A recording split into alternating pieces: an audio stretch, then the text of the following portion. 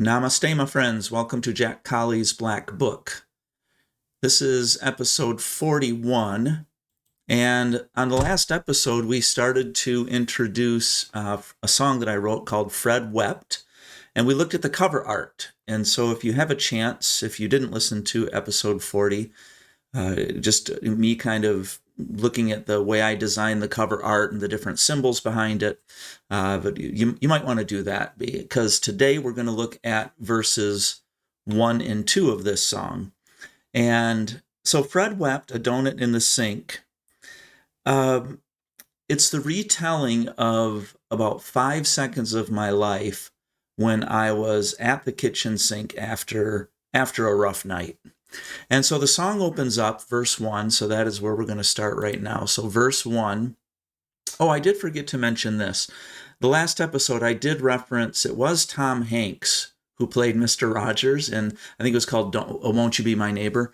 And then there's also a Fred Rogers documentary that was produced, maybe 2018-ish, I forget exactly when, but look up both of those. Highly recommend you watch both of those. But so I put a little picture of Tom Hanks here portraying Mr. Rogers. So anyway, so verse 1 opens up of this song, and verse 1 goes something like this. It's woke up this morning, got my ass out of bed, I walked into the kitchen and gave the boys a scratch. Shuffled to the sink, my head was pounding loud, had to blink a bunch of times because this is what I saw. And then, of course, the listener is introduced to the chorus, which is there's a donut in the sink, there's a donut in the sink. There's a fucking donut in the sink. And up to this point, a lot of times when people hear this song, they think it's just kind of this quirky, dumb, fun little song about a donut in the sink. And they don't really listen to verses 2, 3, and 4, which really start to unpack that this song is about violence and racism. And so anyway, but let's just start with verse 1. And every time I hear the phrase, sometimes these phrases come out and it just gives this excellent picture of, a guy getting up in the morning, having a hangover, shuffling to the sink. And I love this little phrase, gave the boys a scratch. You read into that what you want to. But, I think of, T.S. Eliot, I think of Shakespeare. I think of, Maya Angelou, Why the Caged Bird Sings, all of these poets that come up with these beautiful phrases and these depth and deep meanings that you can just discuss and read into. And it's like, here's Jack Colley, walked into the kitchen, gave the boys a scratch. It just kind of makes me smile. Maya Angelou probably doesn't know what that means, gave the boys a scratch. Now, I think she'd figure it out. But she does know why the caged bird sings. So anyway, that's verse 1. It's just this opening scene of me walking into the kitchen after this rough night.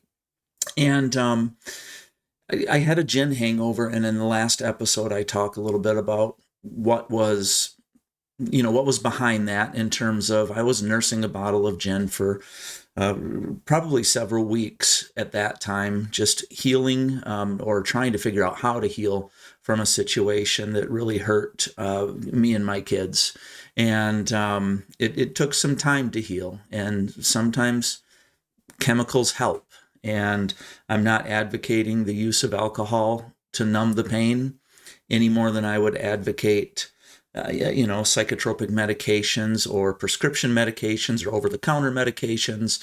It's more just kind of this reality that I needed some help, and sometimes chemistry does help us. And thank goodness that it didn't turn into an addiction or a drinking problem, because I have the genetics for that, and it very well could have. And I'm thankful that it did not. So we have this opening scene, shuffling to the sink, head pounding loud, and I'm leaning on the sink, and I just had this stark visualization of this donut in the sink. I had a friend named Brian in middle school, and what we would do is we would come home from middle school, walk home from middle school, and we would go to each other's houses at lunch, and we would just kind of raid the fridges. I mean, actually, this probably would have been high school now that I say, because if we left the campus, it would have been high school, not middle school. But anyway, we would raid the fridge, And I remember my friend Brian and we always kind of talked about starting a punk band. And I didn't appreciate punk music. I listened to it at that time. And I don't even think Brian was a musician, but we would always start shouting out, there's a donut in the sink, there's a donut in the sink, there's a fucking donut in the sink. And we would just have fun with that phrase. And that was just such a great memory of me and my friend just repeating this line in his kitchen and always talking about how we were going to write this song and make it big. Well, I don't know if Brian's out there. I don't even remember your last name, Brian, but if if you somehow watch this and you're like, oh, he's referring to that, I guess I owe you something for stealing that line. But anyway, we just had fun with that. And for whatever reason, that just came to my vision like there's a donut in the sink. And I had a headache. It was just not a good morning. But anyway, so I'm at the sink. Now, the night before, I had gone to see, and I don't remember which one it was, but it was either the Tom Hanks portrayal or it was the documentary of Fred Rogers. It was probably the documentary because it had a couple of scenes from Mr. Rogers' Neighborhood in it. Mr. Rogers' Neighborhood it's probably one of the shows that had the greatest impact on me. And I know that it sounds really quite bizarre to say that a middle schooler or a high schooler would watch Mr. Rogers' Neighborhood. But back in the day of only having 3 or 4 channels, good God, now I sound old, don't I? But back in the day, if I remember correctly, we would get home, or I would get home from school, and from like 3 to 3:30 or 3:30 to 4 o'clock, I mean, before those prime time spots, there was nothing to watch on TV. So inevitably, I would go to PBS, which was channel 35 on the lower TV knob. I'd go to PBS and I would tune into Mr. Rogers. What was fascinating to me was Mr. Rogers.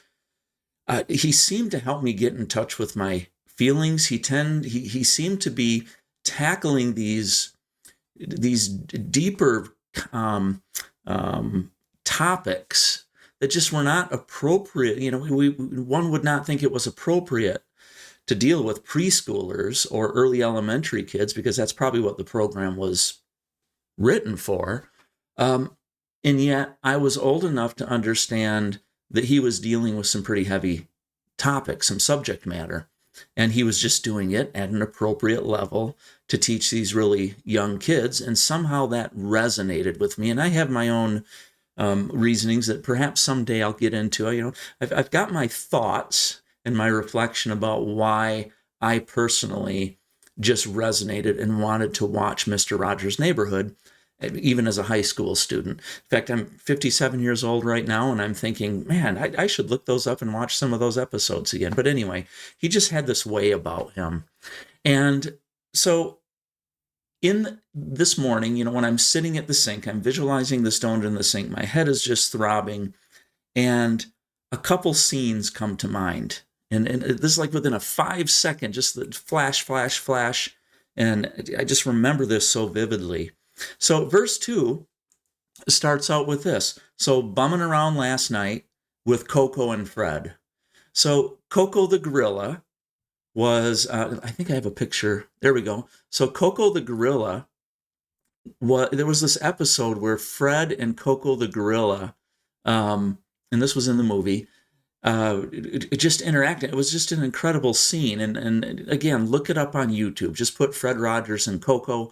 You'll find it, and you'll see just this incredibly gentle spirit just interacting with this gorilla that could have torn his arms off. I mean, it was that kind of interesting, tension between Mr. Rogers and this gorilla.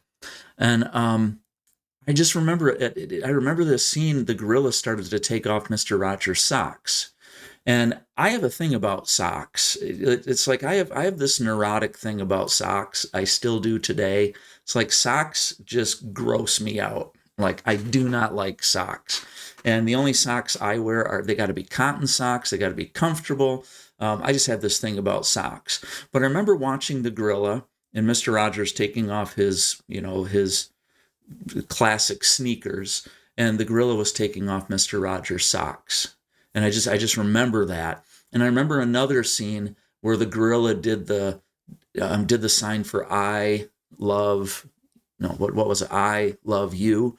And Mr. Rogers had this thing, 143. So I is one letter, 4 is LOVE, and 3 is you, 143. And as the story goes, as the legend goes, Mr. Rogers would go to his physical at his doctor, and he always weighed 143 pounds. And his doctor would weigh him, and Mr. Rogers would notice 143, and he would tell the doctor, I love you. 143. So that made it into the song. Something about socks and 143. So I'm at the sink. These images are coming to my mind. Then I look at the sink. The gin was in the coffee mug because I brought it to the movies. So that's the line right there. And it was watered down now. The ice cubes were gone. The ice cubes were gone. So that, again, gives you a little more context for the meaning of this song and this event in my life, these 5 seconds at my kitchen sink. So I'm going to stop right there, and we're going to continue to get into Fred Wept, Donut in the Sink, on the next episode.